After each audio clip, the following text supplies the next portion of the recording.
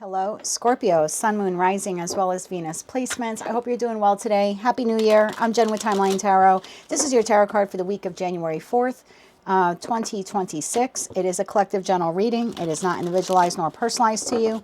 Messages may come through today that do not fully resonate, and if that happens, it's okay. It just means that one message is meant for someone else watching. So take what fits, how it fits, leave what doesn't. Be sure to check out your other placements. If you don't know what they are, in the description box is a link where you can obtain your free birth chart. Also in that description is information on how you can become a time traveler. With all of that said, let's begin. That's Sammy back there. I'm not sure if he's napping or not, but he wants to sit in on your reading. He hasn't done that in about a year. So let's get into your energy now. Tapping into the Scorpio collective for Scorpio, Sun, Moon, Rising, as well as Venus placements.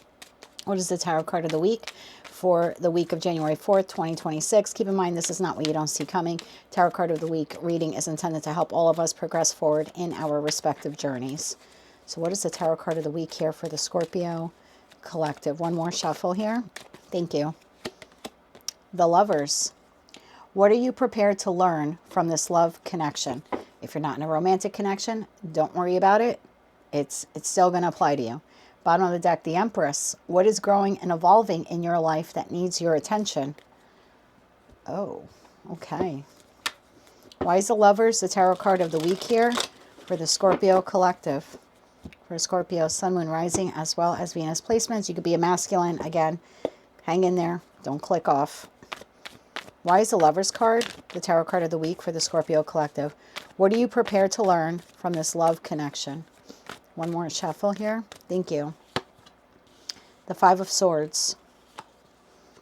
The Fool. The Page of Cups. And the Page of Wands. Learning, learning, learning. The bottom of the deck, Judgment. Eight of Wands. And the Sun. And then the Lovers. To the Eight of Swords, to the King of Swords, to the Nine of Wands. Okay, so whether you're currently in a connection or not, I don't really think is the main focus here. Like, I don't think is in regards to a specific relationship. I think this is, what were you supposed to learn from either the connection you're currently in? I do think it's romantic partnership, but yeah, because it says from this love connection. So what were you supposed to learn from the current love connection you're in, or from a previous one, or maybe even several of them, especially if there was something repetitive or habitual that occurred in all of them. Five of Swords. Tell me what the Five of Swords is here. Because you just had a completion here with someone in your life. So either your romantic partnership came to an end, or you've entered a new connection, or you reconciled with your person. The Fool card is there, which tells me a World card moment happened. Now, for some of you, like I said, maybe it could be an ending, but I look at the World card as like the lesson was put in front of you again, and I don't think you all learned it. The only way to move forward is to heal that. What is that Five of Swords? Tell me about that Five of Swords. Argument, conflict over something. Some of you feel like you keep fighting for the same thing over and over again. What is that Five of Swords? One more shuffle. Thank you. The Eight of Swords, something that leaves you up in your head. Lovers, regarding this connection. And the World card. Damn it. I called the World card. All right, so now we're going to have to really go deep into this lesson. What's your opposite sign? Taurus. I don't know why ever since Virgo I'm using the opposite sign decks to like further clarify. I've never done that. I don't know. Maybe it's something I'll start doing now. Let's get into the Taurus deck then. Okay. What was the lesson for the Scorpio collective? What was the lesson?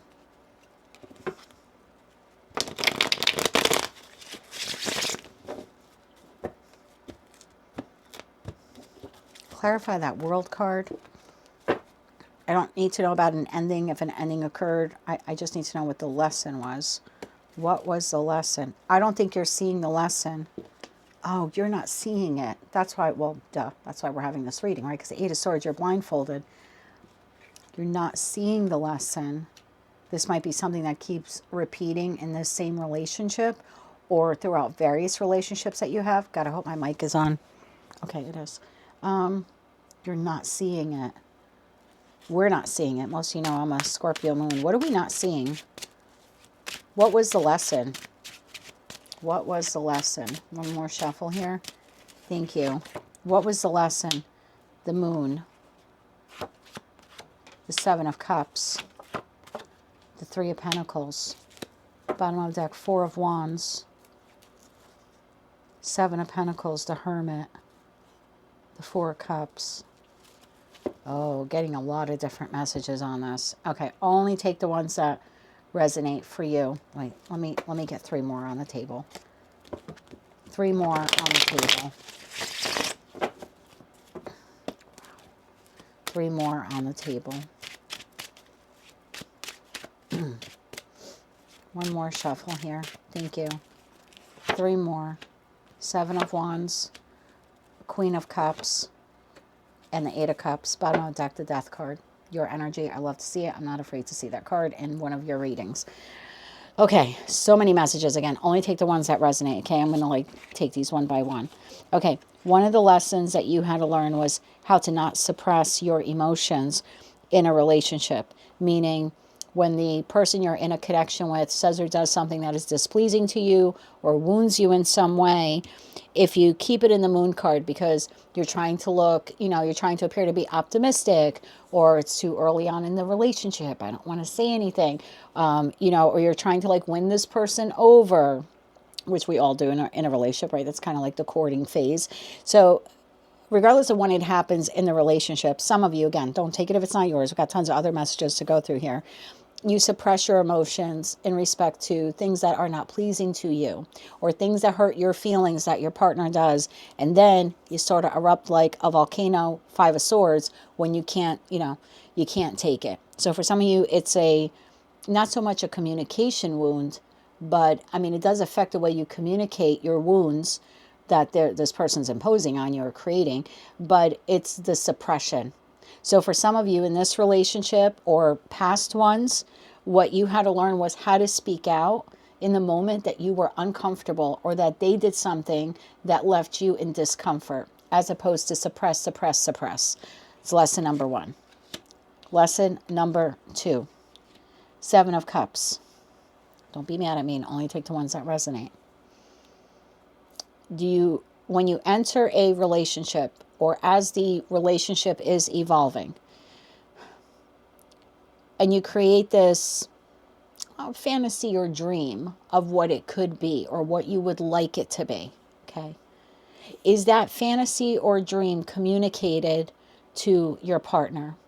Are you, I don't want to say you're existing in delusion land. That's really harsh. I don't want to say that.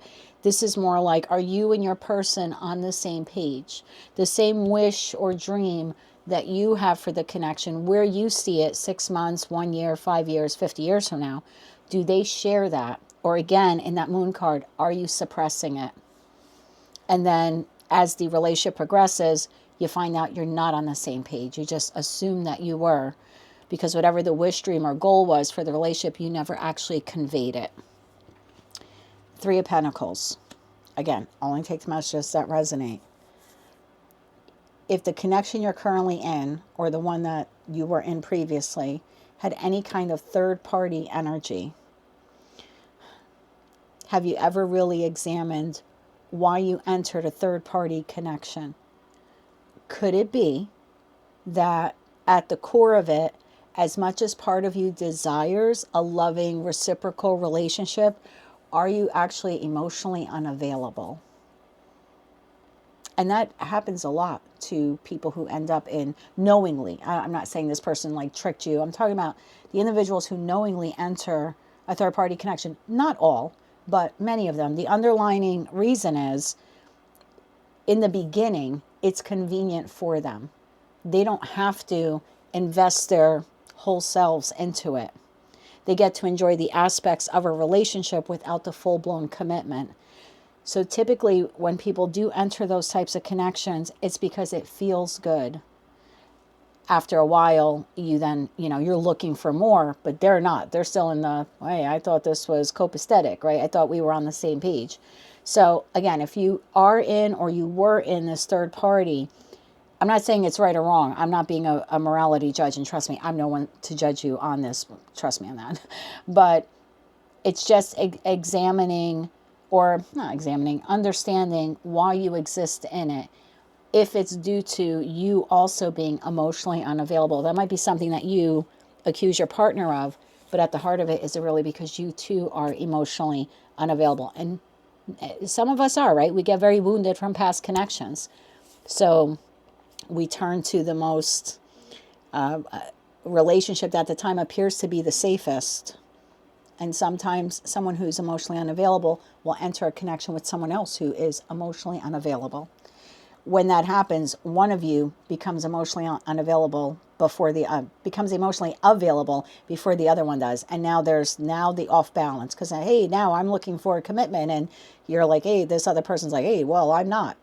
So again, it's just, if that was your reason, was because you were emotionally unavailable, that's something that you were supposed to learn. Seven of Wands. For others of you, it was an issue of boundaries. I've said in my readings before, my grandfather always says, fences make for good neighbors, boundaries make for good partnerships. And so did you allow this person to come in and out of your life at their choosing? Did you disrupt work to be with them? Did you put off plans to see them? Did they give you enough notice before coming over or hanging out for the weekend or taking you out on a date? Was it always on their time? Did you really have no control of even your own time? Because it was always something had to be put on the back burner in order to accommodate them. So in that respect, the connection is or was teaching you the need for healthy boundaries. Queen of Cups. For some of you, and this goes back to that emotionally unavailable thing, and I say that because in the Taurus deck, the Queen is holding the Ace of Cups, the Cup of Love, but there's a lid on it. So again, it's the want, need, and desire for emotional stability. Well, at the same time, this could be conveyed as not being emotionally available. And for others of you, in that Eight of Cups, we have no swords here, which is amazing. And we have the Eight of Cups here at the bottom of both decks. Did you maybe not address issues? Again, it's not everyone's message. Only take, these in fragments or parts. When it came time to actually exit the relationship, did you exit the relationship because you were emotionally discontent with it? And if you were emotionally discontent with it, is it because really you entered it as being emotionally unavailable, but then became emotionally available, and your partner did not? Did you exit it because you did not practice healthy boundaries, and this person took advantage of you, and then after a while you're like, hey, you're taking advantage of me, but really what you were supposed to learn was they took advantage of you because you allowed them to, because you didn't have boundaries. You know what I mean? Like, why did you enter the third party? Did you convey your dreams or wishes? Like, the reason why you ended up walking away, was it for any of those reasons? And I'm not blaming you for the relationship ending, okay? I'm just saying, could this have been avoided? The heartache that comes in the Eight of Cups, whether by force or by choice. There is a sadness in this card because you're leaving behind 8 cups that you thought at one time would get to the 10. And now you're on the quest to the 9, and 9s are singular. So here I go again, on my own. What is that, a White Snake song? I think that's a White Snake song. So, yeah, here I go again on my own. So there's something like that. Like, could this have been avoided if these things were addressed? Or would this have hurt less if these things were addressed early on, if you didn't suppress and you spoke up, if you shared the wish, dream, or goal, if you understood that you entered it being emotionally unavailable, and then you would have recognized when you suddenly became emotionally available and you were able to now discuss that, right? That's what I mean. Like, maybe you would have had to walk away anyway, or the connection would have ended, but maybe it wouldn't have hurt so much with a double 8 of Cups here if these issues here would have been prevented. So again, lots of different lessons there. Only take the ones that resonate for you. But one of them is the reason. And I feel like Ace of Wands, that's the truth. If you can acknowledge that, then it will transform. If you can learn that lesson, whether you stay in this connection or you enter a new one, you get to do relationships differently in the Fool card energy. because then you'll know whether or not you're unavailable or available. Then you'll know to convey, your discomfort. Then you'll know to practice good boundaries, etc., etc. So the way you show up or the way you communicate in the relationship will be differently, or will be different. Page of Cups to the Page of Wands. This deck has a tendency to fly everywhere because it's all shiny, so I think I'll try to shuffle it a safer way. Clarify that Page of Cups and the Page of Wands.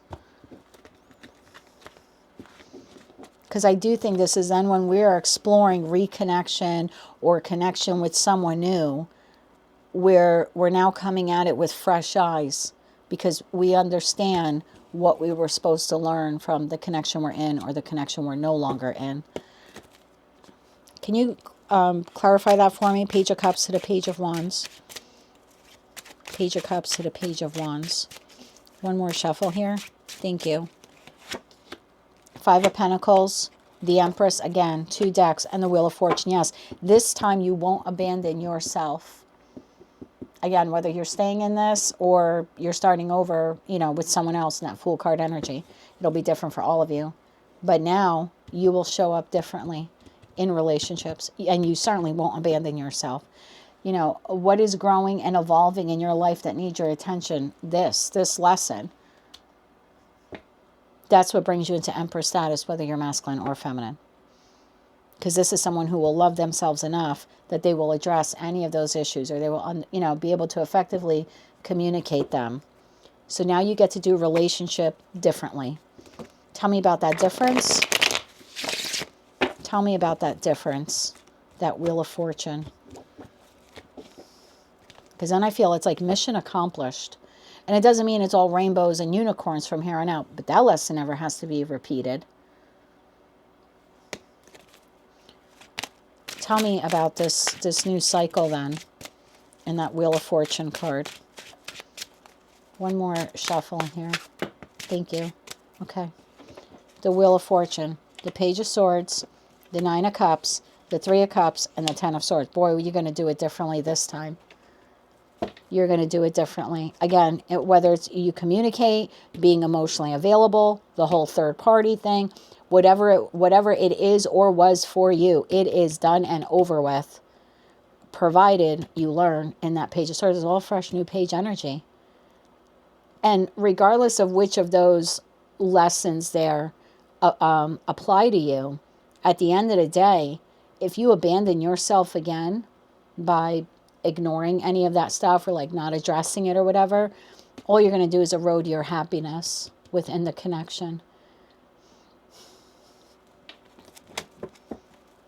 So what's your new cycle? Taking this knowledge, putting your happiness first and foremost. So when you are connecting and rejoicing, there's no default back to this old experience. Clarify that 10 of Swords a little bit more.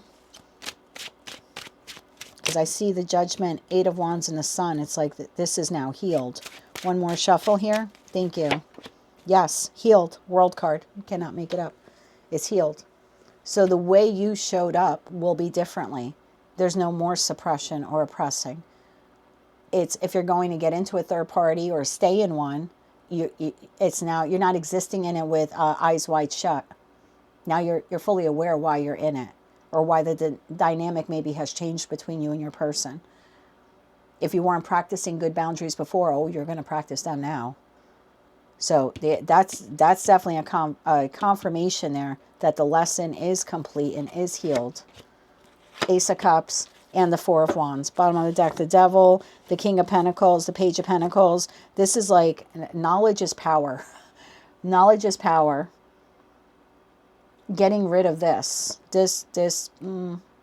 toxic pattern, toxic trait, something we were not seeing. Basically, like our role in these connections, maybe not going so well. And again, if you don't practice like good boundaries, the relationship's not going to go well.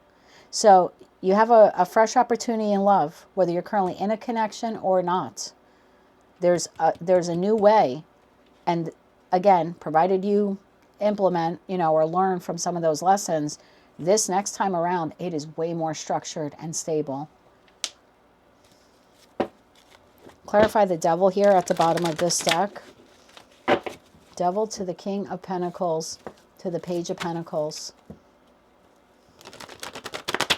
Interesting. So that is Saturnian energy, right? Saturn rules Capricorn, and Saturn is about lessons. So if the Page of Pentacles is like, oh my God, now I got it, I've learned it, and I'm going to show up differently, because now as the King of Pentacles, I'm going to implement this to show up differently. Then with that Saturn card, we have learned our lesson. And so yes, we don't get to repeat that same mistake again or show up that way again. Did I get that right? Clarify the devil, King of Pentacles, and Page of Pentacles at the bottom of the deck. Did I get that right? One more shuffle here. Thank you. Seven of Swords. Yeah, because I hate to say we're participating, but we're participating in sabotaging the connection when we practice any of those things. There's our clarity with the King of Swords. We add to the discourse in the relationship when things are not pleasant and things are not to our liking, and we oppress, and we erupt like a volcano. Yeah, we contribute. This is self-sabotaging behavior. Entering connections and not understanding why we're entering them. Having these ideas or dreams or goals for the connection, but not communicating them effectively to our partner to make sure we're on the same page. You know, that whole list that I went through. So that devil is within us. It's a little toxic trait within us that adds to the conflict or discord in a connection. Again, I'm not blaming you if your person cheated on you or that. No. That's not what this reading is. But this reading is saying, if any of those lessons in some way you can apply to your existing or past relationship, you will do love differently and you will be less self-sabotaging in that connection. I think we got everything there. I do want to see Judgment to the Eight of Wands to the Sun card, because it looks like once we make the judgment call to say, yep, that's right, we get to move forward now, healed, happier, and existing in healthier connections. Can you clarify Judgment, Eight of Wands, and the Sun? Let's get 3 cards on Judgment first. 3 cards on Judgment. One more shuffle here. Thank you. 3 cards on Judgment. The Hierophant, that's the lesson. The 3 of Pentacles, and the Moon. Those were 2 of the cards that came up originally using the Taurus deck. So yeah, the lesson is learned then. For most, it had to do with your emotions or your dreams. For most, like not conveying them or getting lost in the fantasy, but again, not making sure your person was on the same page. That Hierophant card would be when we're in a partnership, we're on the same page. We have the same ideas or values or mission or purpose for this relationship that we're working on. And it's not keeping that stuff in the dark. It's bringing it to light. So once we make that judgment call, that wound now is healed, or it's something we can work on to heal. The Eight of Wands. I feel like now relationships will move differently. We will enter newer like our next connection or connections.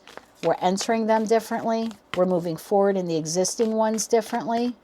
Tell me more about that Eight of Wands. One more shuffle. Thank you. Yeah, Queen of Cups. Now the lid is open on that chalice. 7 of Swords to the High Priestess. And not sabotaging that again, because your intuition is going to kick in. You're, again, 4 of Wands, 4 of Wands. Thank God that High Priestess came out after the 7 of Swords. That whether you stay in this relationship or you enter the next relationship, you're going to intuitively know the role you play in sabotaging the relationship. Again, suppressing needs and not sharing goals, not making sure you and your partner are on the same page. Yeah, you get to move forward, no longer doing that. And it's not something you got to like think about, like, oh, it's like it'll just come like intuitive to you. Yeah, it's something you've learned. It'll be like breathing. You don't think about every breath you take. You just breathe. It's as easy as breathing. That's how natural it becomes to you. Tell me about that Sun card.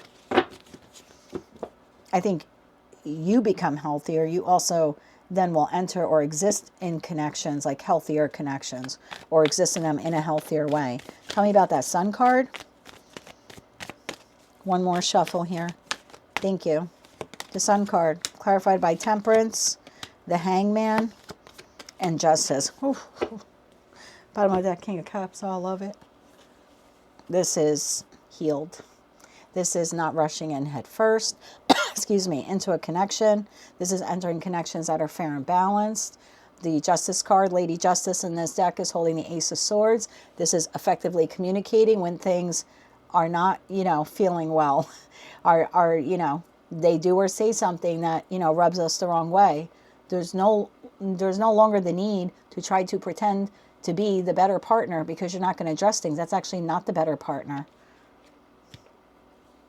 You might think that you're smoothing things over, and well, I don't see them that often, so I can't complain, because then they'll feel like every time they see me, we fight. No, every time they see you, you don't fight, but every time they see you, if something is bothering you, you need to be able to effectively communicate it in a fair and balanced way, not in a heated, erratic way because you've suppressed the last 12 terrible things they did to you. You know what I mean?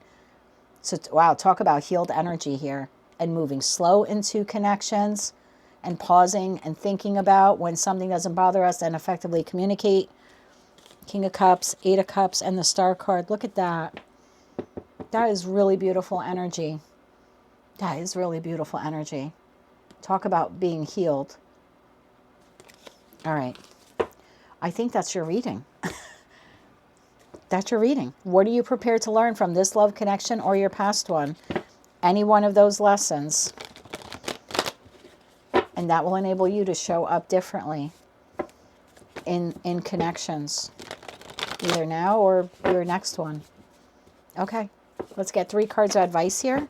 3 cards of advice here for Scorpio. Nice reading for you, Scorp. Scorp. 3 cards of advice here. One more shuffle here. Thank you. Your advice. The Fool, again. You get to do relationships differently.